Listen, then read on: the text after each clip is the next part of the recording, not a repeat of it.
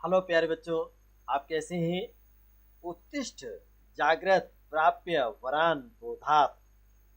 संस्कृत में कहा गया, इसको आप हिंदी में सुनने बहुत अच्छी होती है। उठो, जागो और श्रेष्ठ लोगों के पास जाकर ज्ञान प्राप्त करो। क्या कहा गया है? जो आप अलसाए हुए हैं और लेटे हुए हैं, जग जाएं और उन्नति करने के लिए, आगे बढ़ने के लिए, आप अपनी मनोकामना पूर्ति के लिए निश्चय ही श्रेष्ठ लोगों के पास जाकर, अच्छे लोगों के पास जाकर ज्ञान प्राप्त करें। और इतना ही नहीं, जानते हैं, आइए आज आपका संस्कृत हिंदी क्लासेस में स्वागत है।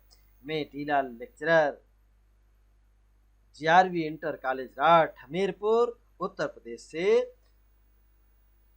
आज हम आपको देखिए कक्षा 11 हिंदी खंड का गद्य भाग है, गद्य गरिमा।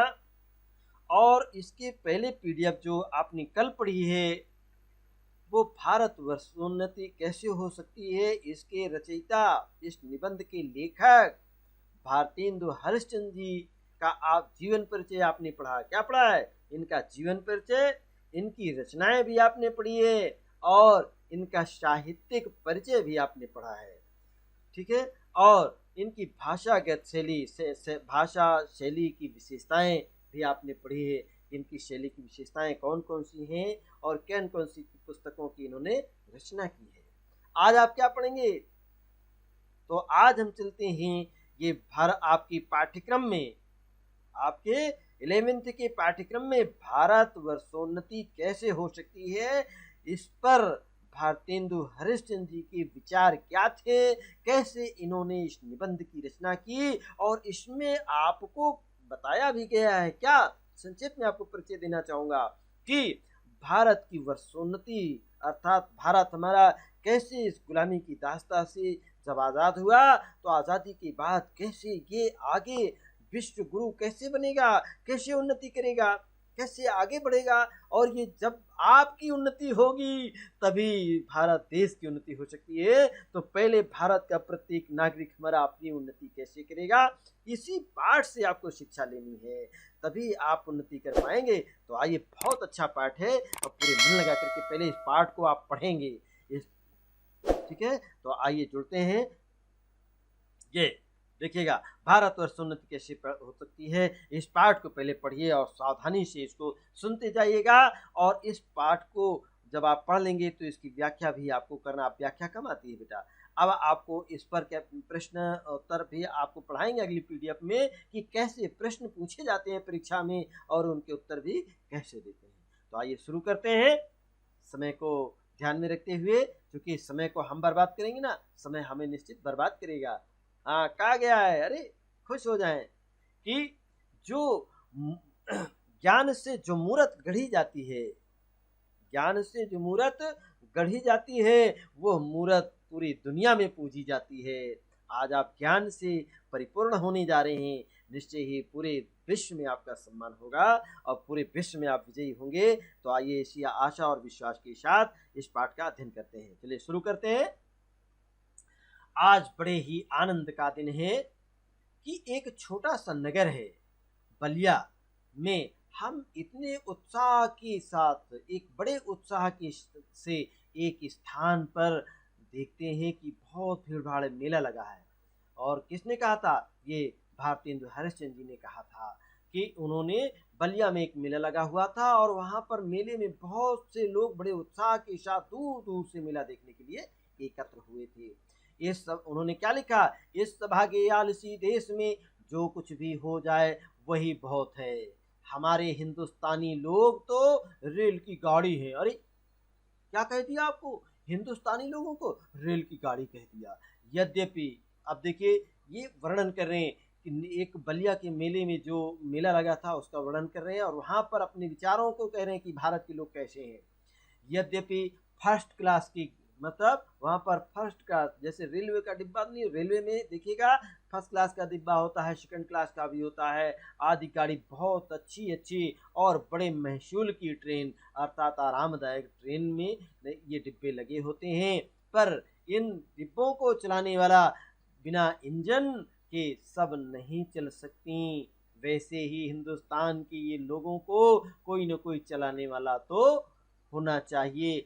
ये क्या नहीं कर सकते हैं, अर्थात इनमें काम करने की क्षमता बहुत है, लेकिन नेतृत्व का अभाव है।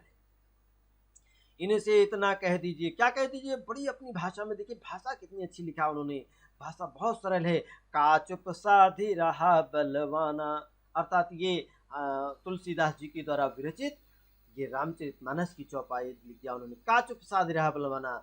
फिर देखिए हनुमान जी को अपना बल कैसे याद आता है, सो बल कौन याद दिलावे, या हिंदुस्तानी राजे महाराजे, कौन याद दिलाएगा, हिंदुस्तान के राजा महाराजा याद दिलाएंगे, या यहाँ के नवाब लोग, जो राजा लोगों के पे नवाब कहा जाता है, रईस लोग जो धन धान से संपन्न हैं, या हाकिम जो अच्छे अच्छे पदों पर बैठे हुए हैं, क्या वो इस काम को करेंगे।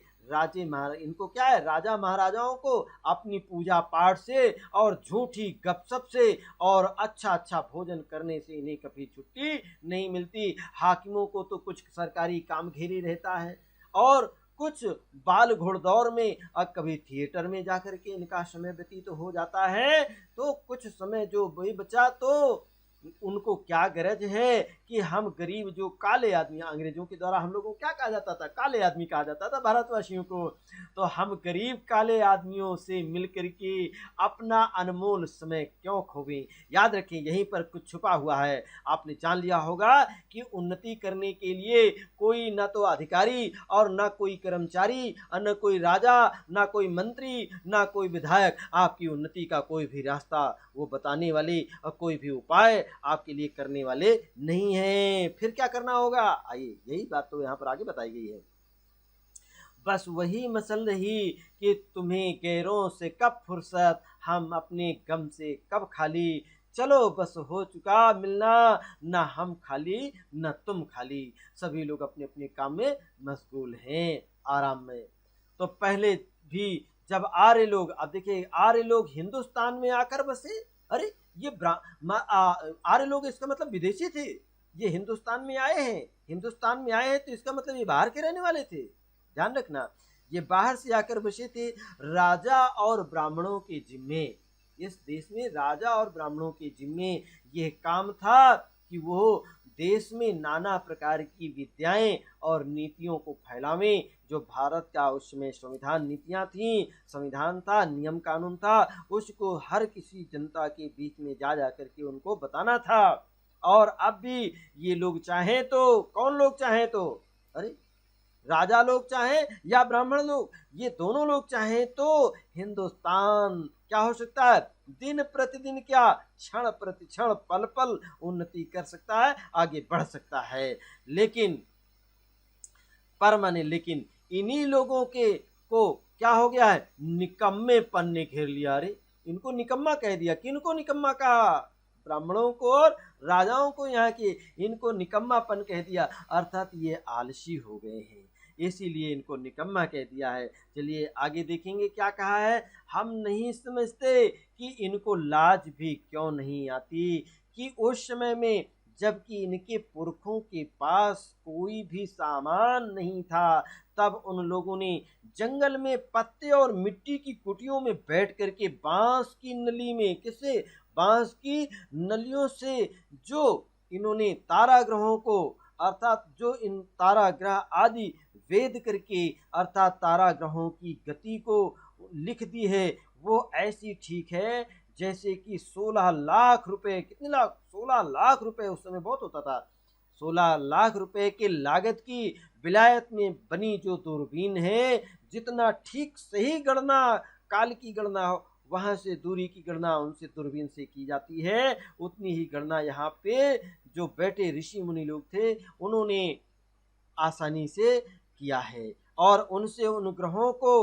वेद करने में, उनकी जानकारी एकत्रित करने में वही गति ठीक आती है जब आज भी इस काल में हम लोगों को अंग्रेजी विद्या के और जनता की उन्नति से लाखों पुस्तकें हैं और हजारों यंत्र हैं। देखिए, आपकी उन्नति किससे हो सकती है? बहुत अच्छी बात यहाँ भारतेंदु हरिश्चंद्र जी ने आपको बताई है। वो क्या है? अंग्रेजी विद्या और जनता की उन्नति के लिए लाखों पुस्तकें हैं। आपको अंग्रेजी विद्या में पारंगत होना पड़ेगा। लाखों पुस्तकें आपके सामने हैं, हजारों यंत्र तैयार हैं, आपको नए नए उपकरण हैं, उन उपकरणों का प्रयोग करना है। जानते हैं, जमीन वही थी, आज भी वही जमीन है, लेकिन पहले लोगों के पास 100-100 बीघे का काश्तकार भी उसको साल भर का भोजन इकट्ठा होने में दिक्कत होती थी, और आज 1 बीघे 2 बीघे वाला किसान भी उसमें इतना अनाज पैदा करता है कि उसको साल भर खाने के लिए कहीं ज़्यादा दिक्कत नहीं होती है।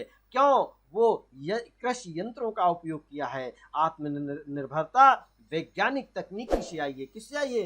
वैज्ञानिक सोच से आई है। इसलिए आपको यंत्रों का उपयोग करना पड़ेगा।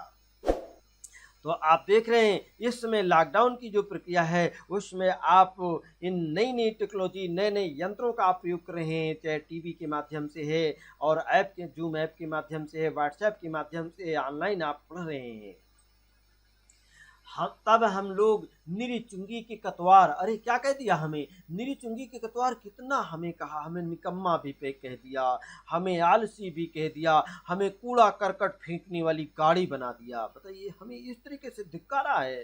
क्यों? कि हम आलसी हैं, निकम्मे हैं, कायर हैं। ये समय ऐसा है कि उन्नति की मानो घुड़दौड़, जैसे घोड़ों की दौड़ लगी हो, और अमेरिका, अंग्रेजी, फ्रांसीस आदि, तुर्की, ताजी सभी सर पर तेजी से उन्नति कर रहे हैं। सभी पूरा विश्व आगे बढ़ने की होड़ लगी हुई है, और सबके मन में बस एक यही आता है कि पहले पाला हम ही छूले, अर्थात हम ही पहले, सबसे पहले मंगल ग्रह पर अपना मकान बना ले जाकर के, चंद्रमा पर अपना मकान कब्जा कर ले जाकर के, और अन्य ग्रहों पर भी। आज उसमें भी हिंदुस्तान के लोग काठियावाड़ की गाड़ी खाली खड़े खड़े टाप से मिट्टी खोदते हैं। काठियावाड़ मने अर्थात मिट्टी, ये लकड़ी की जो गाड़ी चलाने वाले जो घोड़े होते हैं ना, इक्का घोड़ा, उसकी तरीके हम खड़े खड़े अपने टाप से मिट्टी खोदते हैं। अर्थात हमें आगे बढ़ने की जरा सी भी नहीं सूझ रही है। इनको औरों को जाने दीजिए, और अपने इन टट्टुओं को हाँफते हुए दौड़ते देख करके भी लाज नहीं आती है। क्या कहा है? कितना आपको एक तरीके से व्यंग कषा है, ये व्यंगात्मक है। क्या है? व्यंग कषा है। ये समय ऐसा है कि जो पीछे रह जाएगा, फिर वो करोड़ों उपाय, कोटि उपाय, अनेकों उपाय किए भी आगे उन्नति नहीं कर सकता, बढ़ नहीं सकता है। इस लूटपाट में, इस बरसात में भी जिसके सिर पर क्या लगा है? कम भक्ति का छाता लगा है, अर्थात काम न करने की जो आदत है, जो आलस्य ने आपको घेर रखा है, न पढ़ने की जो आदत है, इस आदत, और आंखों में मूर्खता की पट्टी बंधी है। किस चीज की पट्टी बंधी है? मूर्खता की पट्टी बंधी है। क्या क्या शब्द कह डाला है भारतेंदु जी ने आपके लिए। उन पर ईश्वर का ही कोप कहना चाहिए, अर्थात मानो ईश्वर आपसे नाराज है, तभी तो आपके अंदर आलस्य है, तभी आपके अंदर मूर्खता की पट्टी है कि दुनिया आगे बढ़ रही है और इन नवीन टेक्नोलॉजी का उपयोग करके विश्व को अपनी मुट्ठी में करना चाहता है। उस समय भी आप पड़े पड़े सोते रहते हैं, और आप विषय अपने पथ से, कर्तव्य पथ से हट करके दूसरे क्षेत्रों में आप अपना समय व्यतीत करते हैं। तो निश्चय ही सावधान हो जाइए, और उन्नति करने के लिए आप विद्यार्थी हैं, और विद्यार्थी का कर्म क्या है? विद्या अध्ययन करना है। इसलिए विद्या अध्ययन करने में जरा सा भी आलस्य नहीं करना चाहिए। इसी के साथ ही चलिए आगे क्या कहा उन्होंने, ये भी ध्यान से सुन लीजिए। मुझको मेरे पुत्रों ने क्या कहा कि तुम इस विषय पर कुछ कहो। किसने कहा? भारतेंदु हरिश्चंद्र जी कहते हैं कि मेरे मित्रों ने मुझसे कहा कि तुम इस पर कुछ कहो कि हिंदुस्तान की कैसे उन्नति हो सकती है। इसलिए भला इस विषय पर मैं और क्या कहूँगा, और आपको क्या सुझाव दूं। उन्होंने कहा कि भागवत में एक श्लोक लिखा है। क्या लिखा है? नृदेहम आद्यम सुलभम दुर्लभम प्लवम सुकल्पम गुरुकर्णधारम मायानुकूलेन नभा स्वस्ते हितं पुमान भवाब्धिं न तरेत सा आत्मः। इस पर भगवान जी क्या कहते हैं कि पहले तो मनुष्य का जन्म ही मिलना बड़ा ही दुर्लभ होता है। इसी बात को सत्यार्थ करते हुए गोस्वामी तुलसीदास जी ने लिखा है कि बड़े भाग्य मानुष तन पावा, अर्थात बड़े भाग्य से, बड़े पुण्य कर्म करने से मानव का जन्म होता है। और इस जन्म को पा करके भी उस पर भी गुरु की कृपा है और उस पर मेरी अनुकूलता है, अर्थात ये भगवान ने स्वयं कहा है गीता में, इतना समान अवसर पाकर के भी जो मनुष्य संसार सागर से पार ना हो जाए, उन्नति ना कर पाए, आत्मनिर्भर ना हो सके और फिर भी ऊपर अवलंबी बना रहे, अर्थात दूसरे के सहारे पड़ा रहे, तो उसे आत्महत्यारा ही कहना चाहिए। आप इतने बड़े बड़े हो गए हैं, अरे पढ़ लिख करके आप अपना खर्चा स्वयं वहन करें और आप स्वयं आत्मनिर्भर बने, माता पिता के सहारे और मत पड़े रहें कि जब वो कमा करके लाएंगे तभी पड़े पड़े हम रोटियां खाएंगे। खुद करके कुछ करना सीखो। चलिए आगे बढ़ते हैं। बहुत लोग ये कहेंगे कि हमें पेट के धंधे के मारे कभी छुट्टी नहीं मिलती है। अरे बाबा, हम क्या उन्नति करें, तुम्हारा पेट भरा है, तुमको धून की सूझती है। कई लोग कहते हैं कि तुम्हारे पास पैसा, तुम्हारे पास पेट भरा है तो तुम्हें धून की सूझती है। मुहावरेदार भाषा का कितना बढ़िया प्रयोग किया है, भाषा बहुत ही सरल है, विषय के अनुकूल है। ये कहना उनकी बहुत बड़ी भूल है। इंग्लैंड का पेट भी कभी यूं ही खाली था, जैसे तुम हो ना, वैसे ही इंग्लैंड के लोग भी पहले थे। उसने एक हाथ से अपना पेट पाला है, दूसरे हाथ से उन्नति के कांटों के रास्तों को भी उन्होंने साफ किया है। इसलिए एक हाथ से आप अपना पेट पालिए तो दूसरे हाथ से उन्नति के रास्तों को आप खोजिए। और क्या इंग्लैंड में किसान, खेत वाले, गाड़ी वाले, कोचवान और मजदूर नहीं थे? वहां पर भी किसान भी हैं, मजदूर भी हैं, कोचवान भी हैं और सभी हैं। किसी भी देश में भी सभी भरे पेट वाले नहीं होते, सभी बड़े आदमी, धन दान से संपन्न सभी लोग नहीं होते हैं। किंतु वे लोग जहाँ खेत जोतते बोते हैं, वहीं उसके साथ ये भी सोचते हैं कि कौन सी ऐसी नई कल या मसाला या बनावें जिससे इस खेत में अगले साल दूना अन्न पैदा हो जाए। आज जैसा कि आप लोग सोचते हैं ना कि खेत में कितनी अच्छी सिंचाई, गुड़ाई, निराई और उसकी पानी और खाद की बढ़िया व्यवस्था करें जिससे कि दुगना अन्न पैदा हो जाए। तो इसी के साथ ही विलायत में गाड़ी के नीचे क्या देखा, विलायत में जो कोचवान हैं, कोचवान किसे कहते हैं? जो गाड़ी चलाने वाला था, जिसको यहाँ पर ड्राइवर कह देते हैं, ठीक है। तो ये ड्राइवर लोगों को भी बारे में आया है कि जब कोचवान भी अखबार पढ़ते हैं, जब मालिक उतर करके किसी दोस्त के यहाँ जाता है तो उस समय ड्राइवर जो है गद्दी के नीचे से निकाल करके अखबार निकाला और उसको पढ़ता है। यहाँ का आदमी क्या करता है, यहाँ उतनी देर कोचवान क्या करता है, हुक्का पिएगा, सिगरेट पिएगा, नहीं तो दारू पिएगा, गपशप करेगा। अरे सो गप भी निकम्मी है। ये गपशप जो कर रहे हैं ना, ये निकम्मापन है, आपका कायरता है। वहाँ के लोग गप में ही देश की उन्नति का प्रबंध छांटते हैं, ढूंढते हैं। सिद्धांत ये है कि वहाँ के लोगों का ये सिद्धांत है कि क्षण भी एक भी बेकार ना जाए। उसके बदले यहाँ के लोग क्या करते हैं, जो जितना निकम्मापन माने कामना करने वाला कायर होता है, उसी की पूजा होती है, उसी की सराहना होती है, उसी को मंच पर उसको सम्मान किया जाता है, उतना ही वो सबसे बड़ा और अमीर आदमी समझा जाता है। अरे आलस्य यहाँ इतनी बढ़ गई है कि मलुकदास जी ने एक दोहा कह डाला था, क्या अजगर करे न चाकरी, पंछी करे न काम, दास मलुका कह गए कि सबके दाता राम। चारों ओर आंख उठा करके देखिए तो बिना कामना करने वालों की चारों ओर बढ़ती है, अर्थात रोजगार कहीं कुछ भी नहीं है, चारों ओर दरिद्रता माने गरीबी की आग लगी हुई है। किसी ने बहुत ठीक कहा है कि दरिद्र कुटुंबी स्त्री अपनी इज्जत को बचाता फिरता है, जैसे कोई लाजवती बहू फटे कपड़ों में अपने अंगों को छिपाती है, उसी तरह से यहाँ हिंदुस्तानी के लोगों की यही दशा है। मर्दन सुम्मरी जानते होंगे आप लोग। ये मर्दन सुम्मरी में जनगणना की रिपोर्ट देखने से स्पष्ट होता है। देखिएगा ये भाषा कैसे, इसमें उर्दू के शब्द भी हैं, अंग्रेजी के शब्द भी हैं और मुहावरेदार भाषा कैसे इन्होंने आवश्यकता अनुसार देशज शब्दों का भी प्रयोग किया है। मनुष्य दिन दिन यहाँ बढ़ते जाते हैं और रुपया दिन दिन कीमती होता जा रहा है। सो अब बिना ऐसा उपाय किए काम नहीं चलेगा। रुपया भी बढ़े और वो रुपया बिना बुद्धि बढ़े ना बढ़ेगा, जब तक बुद्धि नहीं बढ़ेगी तब तक ये रुपया भी नहीं बढ़ेगा। भाइयों, ये राजा महाराजाओं का मुत मत देखो। क्या कहा भारतेंद्र जी ने कि भाइयों, इन राजा महाराजाओं का मुंह मत ताको, ये तुम्हारे लिए कोई उपाय नहीं करेंगे। ये यही करेंगे कि तुम और गरीब होते चले जाओ। ये मत आशा रखो इनसे कि पंडित जी आएंगे, कोई कथा ऐसा बताएंगे जिसमें उपाय बतलाएंगे कि देश का रुपया और बुद्धि दोनों बढ़े। वो कोई भी ऐसा उपाय बताने वाले नहीं है। तुम आप अर्थात तुम सभी अपने आप ही कमर कसो, अपने आप ही मेहनत करने के लिए तैयार हो जाओ। आलस्य को छोड़ दो। उन्नति के मार्ग में बाधा क्या है? तुरंत तैयार हो जाओ, आलस्य का परित्याग कर दो। और कब तक अपने को जंगली हूश और मूर्ख कहलाते रहोगे तुम?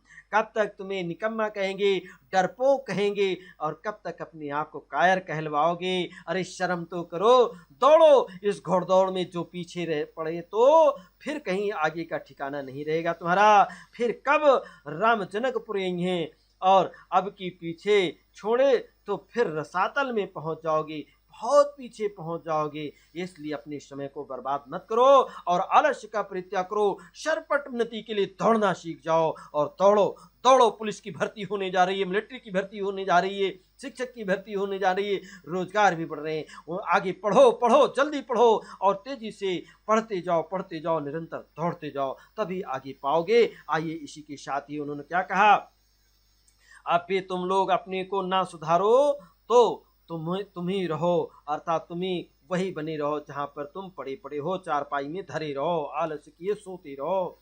और वो सुधरना ऐसा भी नहीं होना चाहिए कि सब बात की उन्नति हो। धर्म में उन्नति हो, घर के काम में भी उन्नति हो, बाहर के काम में भी हो, रोजगार में हो, शिष्टाचार में हो, चाल चलन में हो, शरीर में हो, बल में हो। समाज में भी उन्नति हो, युवा में भी हो, वृद्ध में भी हो, स्त्री में भी हो, पुरुष में भी उन्नति हो, अमीर में भी उन्नति हो, गरीब में भी उन्नति हो। भारतवर्ष की सब अवस्था, सब जाति और सब धर्म, सब देश में उन्नति करो।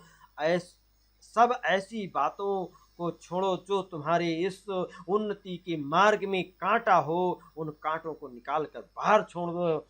चाहे तुम्हें लोग निकम्मा कहें, चाहे नंगा कहें, चाहे कृतज्ञ कहें, कुछ भी कहें, चाहे भ्रष्ट कहें, तुम केवल अपनी देश की दीन दशा को देखो, इस गरीब देश की दशा को देखो, इसकी दुर्दशा को, और उनकी बात मत सुनो। क्या कहा गया है? अपमानम पुरस्कृत्य मानम कृत्वा तो पृष्ठतः सर्व कार्यम साधे तो धीमान कार्य ध्वंसो ही मूर्खता। अर्थात जो लोग अपने को देश हितैषी लगाते हैं, वो अपने सुख को त्याग दें, उसका होम करके, अपने धन और मान का बलिदान करके कमर कस के उठो और पढ़ने के लिए जुट जाओ, तैयारी करो। तभी देखा देखी थोड़े ही दिनों में सब हो जाएगा।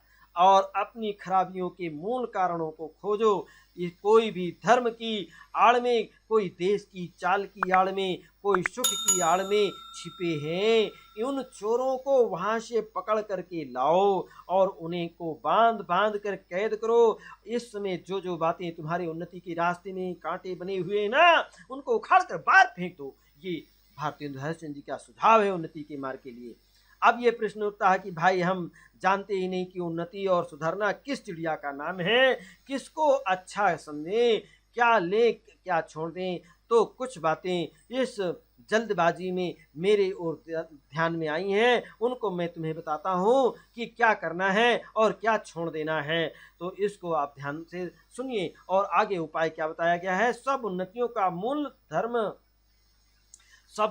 मूल क्या है? धर्म है। आपका धर्म क्या है? बताइए बच्चों, आपका धर्म क्या है? आप विद्यार्थी हैं तो विद्या अध्ययन करना ही तुम्हारा धर्म है। ना हिंदू है, ना मुस्लिम है, ना जैन है, ना पारसी हैं। आप विद्यार्थी हैं तो विद्या अध्ययन करना ही तुम्हारा धर्म है, आपका कोई अन्य धर्म नहीं है।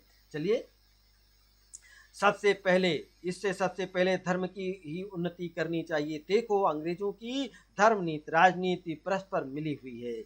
इसी से उनकी दिन प्रतिदिन कैसी उन्नति हो रही है उनको जाने दो। अपने ही यहाँ देखो, तुम्हारे यहाँ धर्म की आड़ में नाना प्रकार की नीति, समाज गठन, वैद्यक आदि सभी भरे हुए हैं।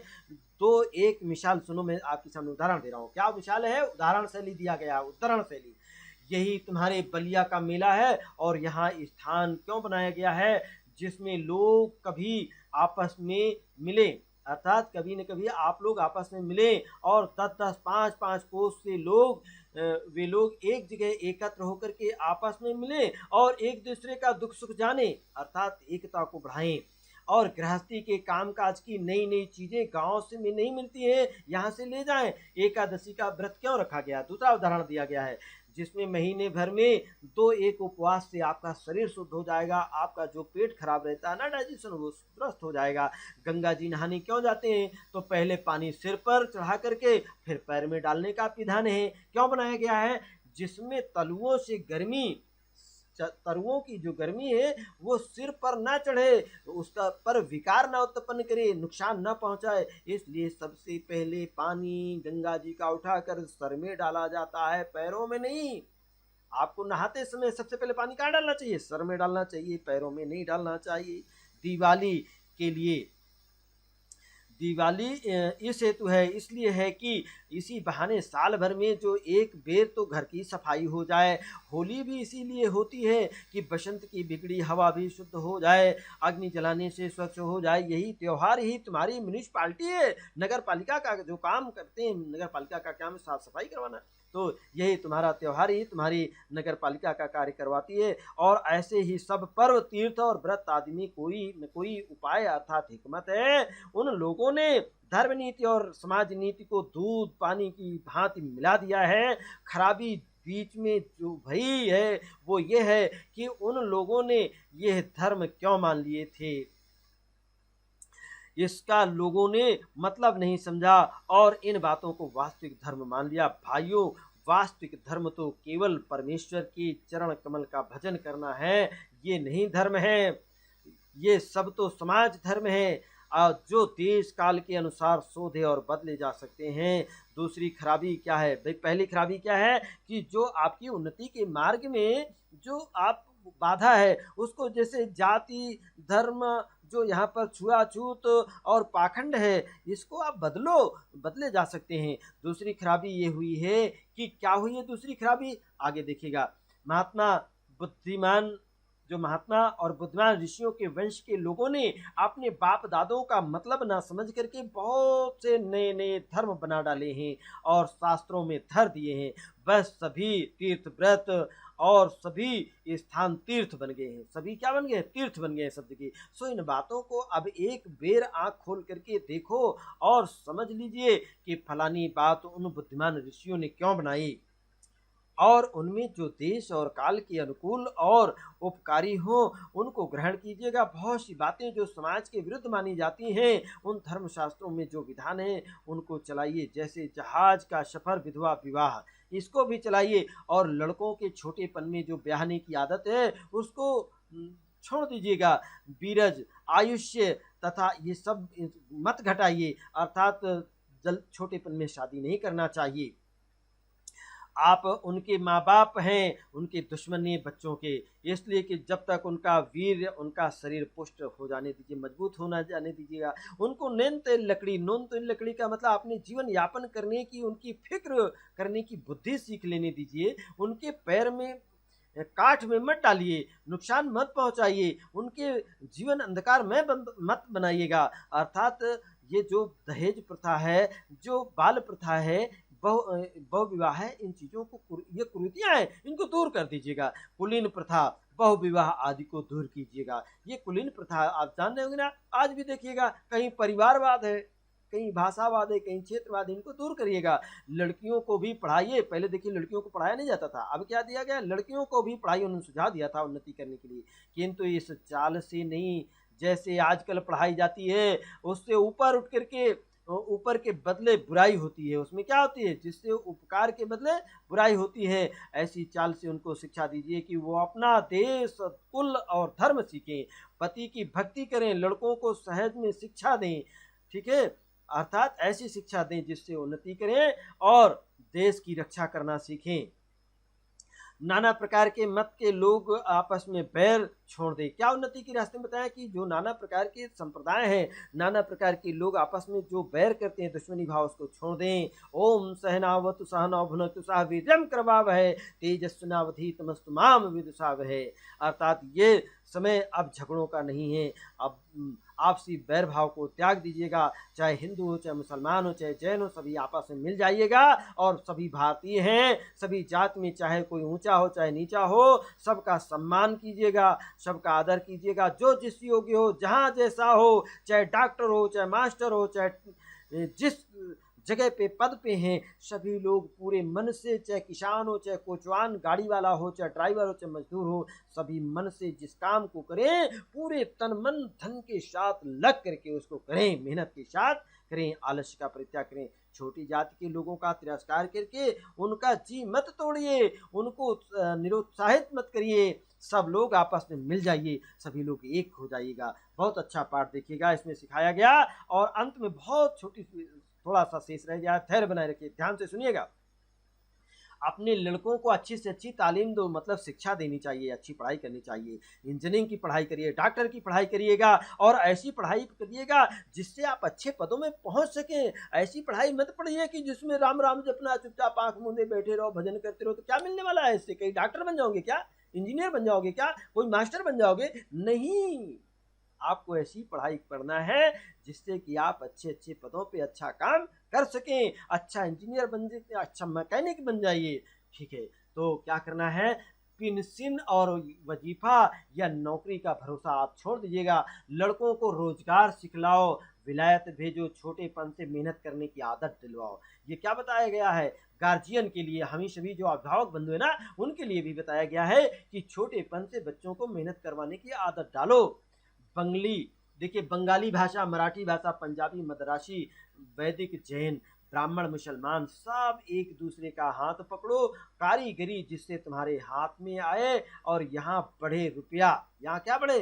तुम्हारा रुपया तुम्हारे ही देश में रहे, वही काम करो। देखो, जैसे हजार धारा से होकर के गंगा जी समुद्र में मिल जाती हैं, वैसे ही तुम्हारी लक्ष्मी हजार तरह से इंग्लैंड और फ्रांस, जर्मनी और अमेरिका चली जाती है। दिया सलाई छोटी सी वस्तु है, उससे भी आप विदेशों से मंगवाते हैं। जरा अपने ही को तो देखो, तुम जिस मार्किन की धोती पहने हो वो अमेरिका की बनी हुई है। आज देखिए, चाइना छोटे छोटे उपकरण से पूरे देश का पैसा लूटे जा रहा है। आज आपके पास आत्मनिर्भरता नहीं है। आप कपड़ा पहनते हैं तो क्या विदेशी कपड़ा है? आप कंप्यूटर खरीदते हैं, मोबाइल खरीदते हैं, कोई भी टेक्नोलॉजी, नई नई वस्तुएं खरीदते हैं, सब विदेशी है। लंकलाट का तुम्हारा अंगा है, इंग्लैंड का तुम्हारा पैजामा वो भी इंग्लैंड का है। फ्रांसीस की बनी हुई कंघी से तुम सिर झाड़ते हो, और जर्मनी की बनी हुई चरखी की बत्ती तुम्हारे सामने जल रही है। अर्थात देखिएगा, ये एलईडी बल्ब है, सब चाइना की टार्च है, बाहर की है सब। एक बेफिक्र, अर्थात जिसको कोई फिक्र नहीं, चिंता नहीं, मंगनी का कपड़ा पहन करके भी किसी महफिल में गए। कहाँ पर गए? एक जो मंगनी मांगने वाला है, वो कपड़ा पहन करके जब आप किसी महफिल में, समाज में गए, तो कपड़े को पहचान करके एक ने कहा, अजी ये अंगा तो फलाने का है, और दूसरा बोला, अजी ये टोपी भी फलाने की है। किसी ने कहा, अरे ये जो कारतूस है, ये विदेश की बनी हुई है। ये आपका जो दूरी मार्क करना, अभी देखिएगा आपके यहाँ विदेशों से बने हुए जहाज आए, लड़ाकू विमान आए, आपके पास क्या नहीं है? आप अपने यहाँ नहीं बना सकते? आपके यहाँ इंजीनियर नहीं है क्या? आपके यहाँ डॉक्टर नहीं है क्या? आप क्यों दूसरों से दवाएं मंगवाते फिरते हैं? आत्मनिर्भरता होनी चाहिए। तो दूसरा बोला, अजी टोपी फलाने की है। तो उन्होंने हंस करके जवाब दिया कि घर की तो केवल मूछे ही मूछे हैं, झुट्टे में कहते हम विश्वगुरु बनेंगे, हम विश्वगुरु हैं। काहे के विश्वगुरु? तुम्हारे पास है क्या? तुमने 2 ठो जहाज क्या खरीद लिया है, 4 ठो, आपने विश्व की सबसे बड़ी शक्ति बन गए कहने लगे। अरे जो सबे पूरे विश्व के लिए जहाज बना करके बेचता है, मिसाइलें बनाकर बेचता है, वो क्या कंगाल है क्या? उससे भी तुम आगे निकल गए। गजब की राय है। आइए अभी देखिएगा, अपने देश की सब प्रकार से उन्नति करो। अभी तो नींद से चौंको, अपने नींद को त्याग करो, आलस्य का परित्याग करो, अपने देश की सब प्रकार से उन्नति करो, जिससे तुम्हारी भलाई हो। वही किताब पढ़ो, ऐसी किताबें पढ़ो। आप बताइएगा, जो प्राचीन किताबें आप पढ़ते आए, जो आप कहते हैं ना ये वेद है, ये रामचरितमानस है, और भी तमाम प्रकार की किताबें आप चुटकुला की पढ़ रहे हो और ना ये सब क्या जो किताबों से तुम्हारी कंपटीशन की तैयारी हो, जिससे तुम डॉक्टर, इंजीनियर, मास्टर बन सको, एक अच्छे वकील बन सको, एक अच्छे देश के नागरिक बन सको, इस उन्हीं किताबों को पढ़ो। जिसमें सदाचार की ताबीज पढ़ो, उन किताबों को पढ़ो बेटा, जिससे आपका कल्याण हो। आइएगा, हम किसी धर्म की विरोध नहीं करते हैं, लेकिन जो भारतीय हिंदू हेल्थ जी ने जो सुझाव दिया वही चीजें आपको बताई गई हैं। और परदेसी वस्तुओं का त्याग करो, परदेसी वस्तु और परदेसी भाषा पर भरोसा मत रखो। अपने देश में अपनी भाषा में ही उन्नति करो। निज भाषा उन्नति है, सब भाषा के मूल, अब बिन निज भाषा ज्ञान के मिटे नहीं को सूल। आपके हृदय की पीड़ा बिना आपकी मातृभाषा समझे आपकी पीड़ा मिटने वाली नहीं है। इसी के साथ ही प्यारे बच्चों, ये पाठ भारतेंदु हरिश्चंद्र जी के द्वारा विरचित है। भारतवर्ष उन्नति कैसे हो सकती है, आपकी उन्नति कैसे हो सकती है, इसका सुझाव बताया गया है। इसको आपने जाना है, सीखा है और इसको फिर से पढ़ना है। आप सुन करके आइएगा और कल हम आपको अगली जो कक्षा होगी उसमें इस पाठ पर कैसे प्रश्न पूछे जाते हैं इसको बताएंगे और पूरी तैयारी को इसको फिर से सुन करके रिवाइज करके पढ़ करके आप आएंगे, तभी आप उसके उत्तर दे पाएंगे। तब तक लिए आप अपना ख्याल रखें, खुश रहें, प्रसन्न रहें और इस वीडियो को सब्सक्राइब करना मत भूलें। इसकी बेल आइकन को जरूर दबाएं, क्लिक करें, दिए गए जो लिंक है उससे जुड़ें।